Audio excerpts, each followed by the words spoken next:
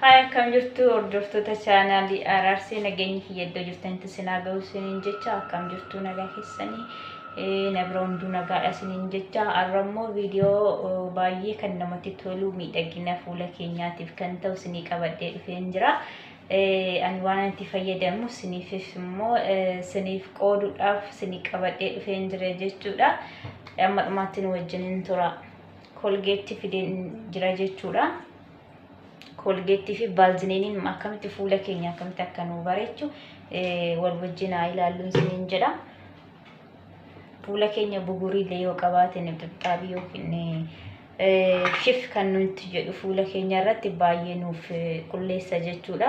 Colgate maankaa walakkaatti gootu jechuudha. Maankaa shoorba kanatti jechuudha. Gimmaashatti gootu jechuudha.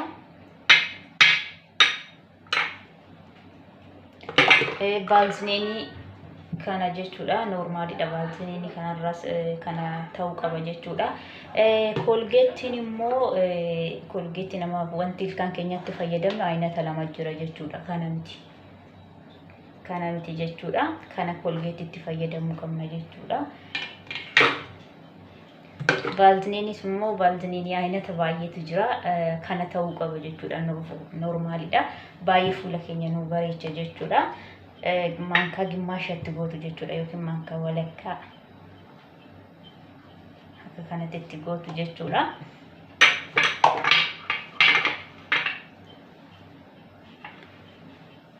Isaan booda egaa akkas gootaniiti walitti maktaniiti booda maaliif viidiyoon kiyya baay'ee ol ka'ee jira jechuudha. Naaf ol qabee isinitti agarsiisa. Akkasitti waliin dhooftu jechuudha.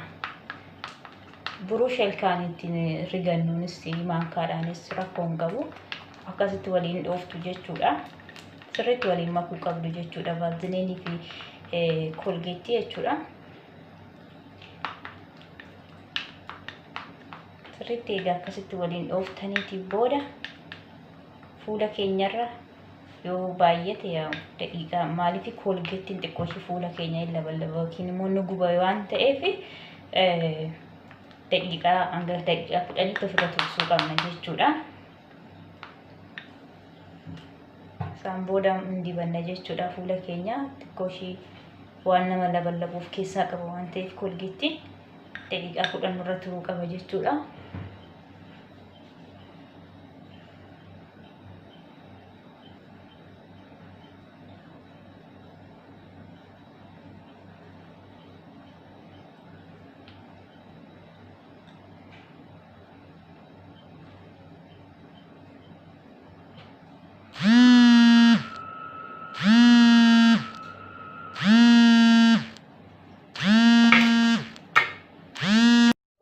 Dhiifama goddanyoota kiyya addaan na jalaa citee jira jechuudha. Viidiyoon maaliif irratti bilbilamee jira.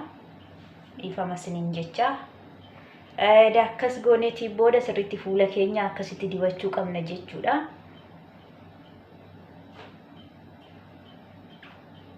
Xiqqoo ishii ija keessa waan nama gubu qaba jechuudha Colgatein.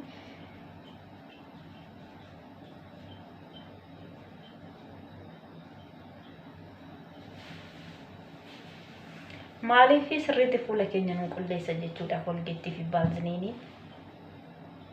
Taa'anii intini of keessaa qaba waan ta'eef fuula keenya sirriitti nu qulleessa jechuudha.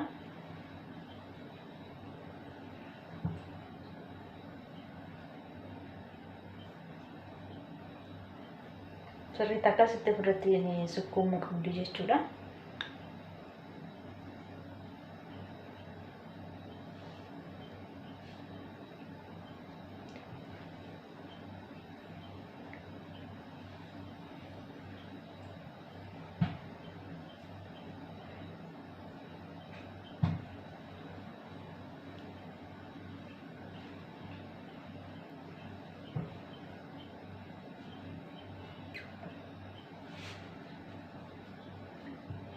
Daqiiqaa 10 ofirra tursuu qabdu sirriitti kanaan buruushii ilkaan keenya ittiin qulleeffannu akkasitti sirriitti ofirratti riguu qabdi jechuudha.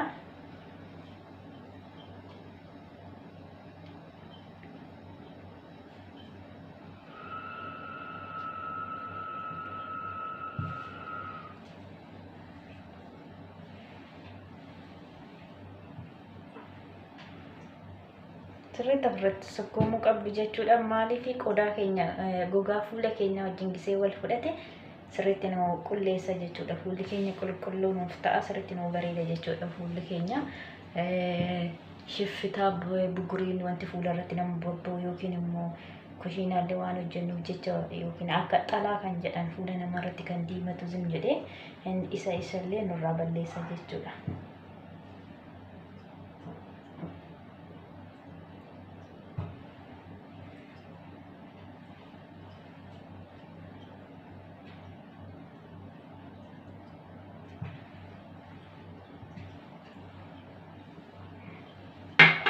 Dibadhee fixeen jira jechuudha. Daqiiqaa 10 booda nan dhiqadha. Amma daqiiqaa 10 booda walitti deebina. Amma dhumaatti nu wajjiniin tura. Hiriyoota kiyyaa kunoo dhiqadhee deebi'een jira jechuudha. Kunoo dhiqadheen jira akkasitti nuuf deemessa jechuudha. Fuula keenya kolgeetti xiqqoo ija nama gubuuf keessa waan qabuuf yoo dandeessan daqiiqaa 10 olii ofirra tursuu dandeessu. Garuu amma daqiiqaa 10 ofirra tursitanii yoo isin gubuu baate immoo daqiiqaa 10 ol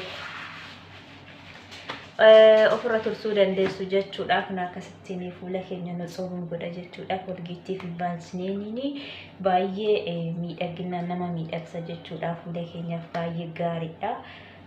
Kanaaf amma dhumaatti waan wajjin turtanii guddaa galatoomaa isiniin jecha. Chaanaalii kiyyaaf immoo warra dura jirtan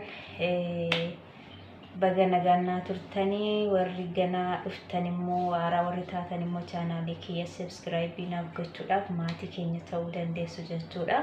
Waan babbareedaa viidiyoo fuula keenya miidhagina rifeensa keenyaatiif kan ta'u hunduma isaayyuu chaanaalii Araarsirraa argachuu dandeessu jechuudha. Guddaa galatoomaa isiniin jedha. Chaanaalii kiyya subscribe naaf godha. Nagaan isiniif haa ta'u.